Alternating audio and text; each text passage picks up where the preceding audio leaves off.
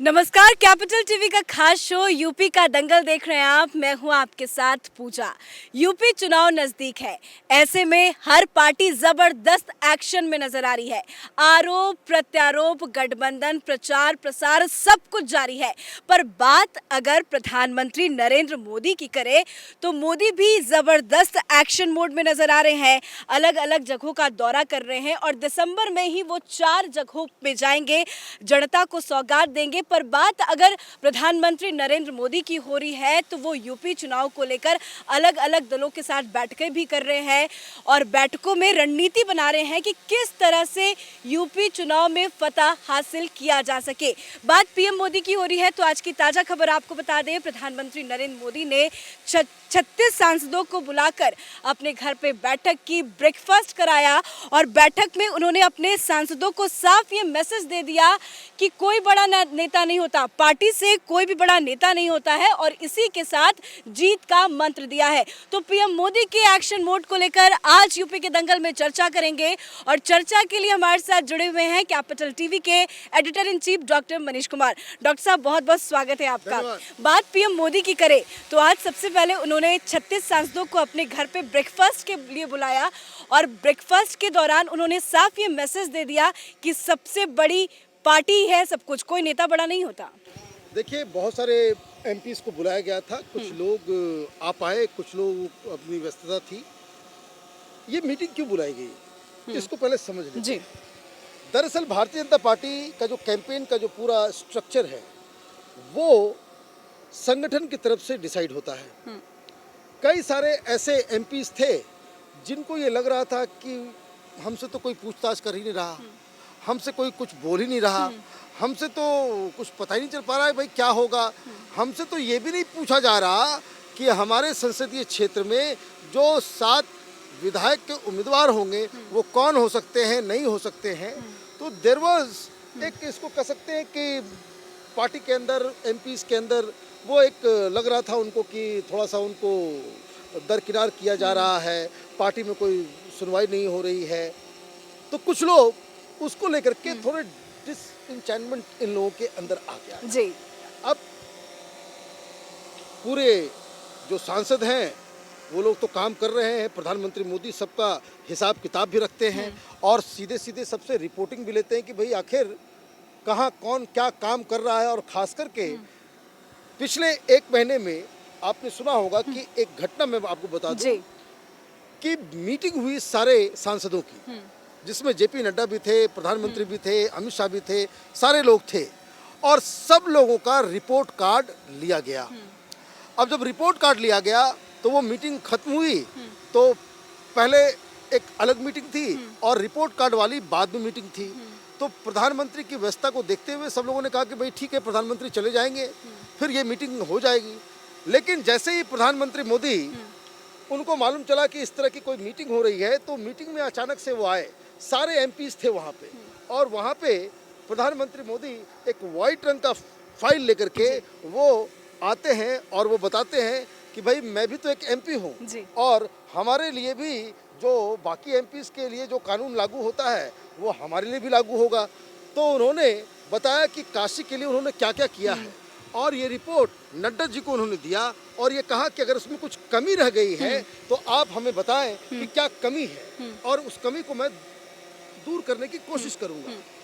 कहने का मतलब ये है कि एमपीज़ को, जितने भी सांसद हैं, उनको अकाउंटेबल बनाने की एक नई किस्म की राजनीति प्रधानमंत्री मोदी कर रहे हैं। अब चुनाव बिल्कुल सामने है और जैसा कि मैंने बताया कि जो बीजेपी के अंदर जो पूरी प्लानिंग होती है वो पूरी प्लानिंग होती है संगठन के द्वारा और उसमें कई सारे एमपीज़ अपने आप को मिसफिट समझ रहे थे। उनको लग रहा था कि ये मसला जो है वो जमेगा नहीं, इसलिए कुछ रिलक्टेंट भी हो गए थे, उतना उत्साह नहीं दिखा रहे थे।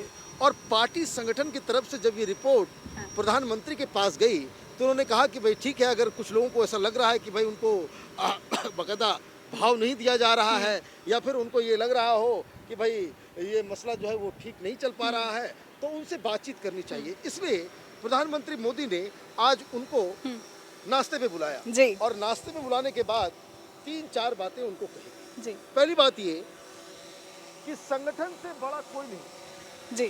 संगठन से बड़ा कोई नहीं। और दूसरा कि चुनाव सिर पे है और उत्तर प्रदेश का चुनाव जीतना ही जीतना इस बात के लिए है क्योंकि यही एक बेसिस बनेगा 2024 के चुनाव में बाकायदा भारतीय जनता पार्टी फिर से सरकार बनाए। जी। उसके लिए ज़रूरी है कि प्लीज़ जी। कि वो ज़रूरी है कि आप इस विधानसभा इलेक्शन में आप प्रॉपर काम जी। करें। अब इसमें क्या हुआ कि कई सारे लोगों ने बताया कि भाई हम लोगों को तो मालूम नहीं है कि भाई क्या चल रहा है नहीं चल रहा है। तब प्रधानमंत्री मोदी ने इन लोगों को प्रोत्साहित भी किया।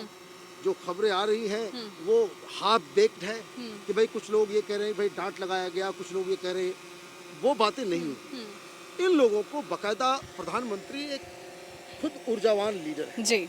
और इस तरह के लीडर्स बड़े कम होते हैं कि आपने सारे के सारे लोगों को आप एक साथ बुलाते हैं, सब लोग आते हैं और आपकी मॉरल अथॉरिटी इतनी ज़्यादा होती है कि आप अपने बातचीत के अंदाज से सबको इस बात के लिए कन्विंस कर देते हैं। मेरी कुछ एमपी से बातचीत भी हुई, उन्होंने कहा कि भाई अब हम लोग सेटिस्फाइड हैं जी। कि there is a plan, plan में कौन कहाँ किसकी हिस्सेदारी कहाँ क्या है नहीं है और ये लोग अब खुल के इसमें काम करेंगे। एक होता है जी बिल्कुल, और ऐसे में मोटिवेशन भी बहुत ज़्यादा मिलता है, सांसदों को मिला होगा। सर, एक सवाल मेरा आपसे है कि लखीमपुर हिंसा मामले को लेकर विपक्ष हमलावर है। आज बैठक में सभी की नज़र अजय मिश्र टेनी के ऊपर थी, आज वो गायब रहे, नहीं पहुंचे। देखिए, प्रधानमंत्री मोदी बिल्कुल ही कंट्रोवर्सी से अपने आप को दूर रखना चाहते हैं। जी।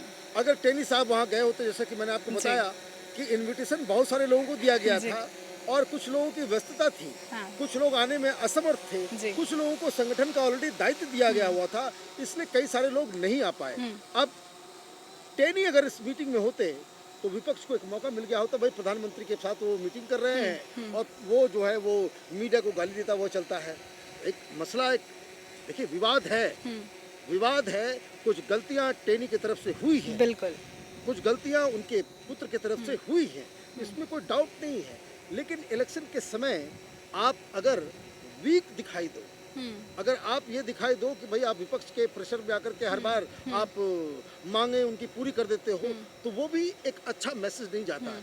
प्रधानमंत्री मोदी का इमेज क्या है कि एक स्ट्रॉन्ग लीडर हैं, डिसीजन लेने वाले लीडर हैं, वो एक ऑलरेडी डेंट हो चुका है ये किसान वाले मुद्दे को लेकर के। लेकिन अब बार बार इस तरीके से होने लग जाए तो उन्हें दूर रखा गया।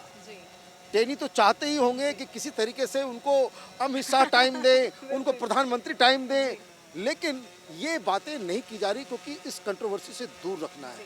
वो अपने इलाके के एक ब्राह्मण बड़े लीडर हैं, इसलिए भी वो पॉलिटिकली एक ऐसा आप ये समझिए कि कैच 22 सिचुएशन है भारतीय जनता पार्टी के लिए कि आप इनके साथ भी हैं तो भी नुकसान है, अगर इनके खिलाफ कोई कार्रवाई करते हैं तो भी नुकसान है, लेकिन इनके साथ रह के इनको मंत्री बनाए रखने में नुकसान कम है पॉलिटिकली और फायदा ज़्यादा है। तो ये सारी चीज़ें हुई। मुझे लगता है कि आपने कभी सुना कि भाई प्रधानमंत्री मनमोहन सिंह ने कांग्रेस के एमपीज को बुलाया और क्लास लगाई, बातचीत की? नहीं। क्यों? क्योंकि वो मॉरल अथॉरिटी उनके पास नहीं। सर, लेकिन पीएम मोदी जिस तरह से एक्टिव है, देखिए 18 तारीख को गंगा एक्सप्रेसवे का वो लोकार्पण कर रहे हैं, उसके बाद प्रयागराज जा रहे हैं, 2 लाख महिलाओं को लेकर बड़ी योजना है, फिर उसके बाद अपने संसदीय क्षेत्र वाराणसी जाएंगे, उसके बाद 28 दिसंबर को वो कानपुर मेट्रो का लोकार्पण करेंगे। तो जिस तरह से वो बैक टू बैक यूपी में एक्टिव है, विपक्ष को बहुत ज़्यादा मिर्ची लग रही है। विपक्ष का कहना है कि वो केंद्र पर नज़र बनाए रखे, यूपी पे ना नज़र टिकाए। देखिए, ये जो हुआ है कि लगातार देखिए, हम लोग पिछले 2 महीने पहले हम लोगों ने यूपी के दंगल में बताया था कि प्रधानमंत्री मोदी ताबड़तोड़ रैलियां करने वाले हैं और वो लगातार यूपी में अपना वक्त देने वाले हैं। अब जिस हिसाब से प्रोग्राम उनका आ रहा है तो एक बात ध्यान करके समझ लीजिए, चुनाव वाकई बहुत नज़दीक है। जनवरी के पहले वीक में चुनाव की घोषणा हो सकती है, ये अंदाज प्रधानमंत्री को है और प्रधानमंत्री इस चीज़ को जानते हैं कि लोग उनको मानते हैं और इसलिए वो सब तरह के जो कैंपेन जो भी पॉसिबल जो चुनाव में उनको फ़ायदा दे सके, भारतीय जनता पार्टी को फ़ायदा हो सके, वो काम को कर रहे हैं। और एनर्जी की जहाँ तक बात है, जो आपने कहा कि भाई इतने एक्टिव रहते हैं, कि प्रधानमंत्री मोदी से एनर्जेटिक हिंदुस्तान में आज तक कोई प्रधानमंत्री नहीं हुआ कि जिस हिसाब से वो विदेश की यात्रा पे जाते हैं तो एक्टिव होते हैं, कैंपेन मोड में होते हैं तो एक्टिव होते हैं, और सरकारी कामकाज करते हैं तो एक्टिव रहते हैं। तो इस मसले में वो काफ़ी धनी। चलिए, बहुत बहुत शुक्रिया सर बातचीत करने के लिए। तो यूपी चुनाव नज़दीक है, ऐसे में बात पीएम मोदी की हो रही है, क्योंकि पीएम मोदी यूपी को लेकर बहुत ज़्यादा एक्शन मोड में नजर आ रहे हैं। एक के बाद एक यूपी का दौरा कर रहे हैं, यूपी की जनता को बड़ी बड़ी सौगात दे रहे हैं, और इसी के साथ 18 दिसंबर को गंगा एक्सप्रेसवे का लोकार्पण करेंगे, फिर प्रयागराज जाएंगे, फिर अपने संसदीय क्षेत्र वाराणसी जाएंगे, उसके बाद लखनऊ मेट्रो का वो उद्घाटन करेंगे। तो एक के बाद एक जो उनका शेड्यूल है, उससे विपक्ष को मिर्ची लग रही है।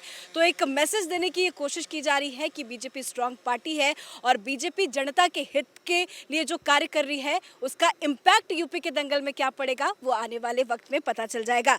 यूपी के दंगल में आज के लिए बस इतना ही। कैमरा पर्सन अशोक के साथ मैं पूजा, कैपिटल टीवी।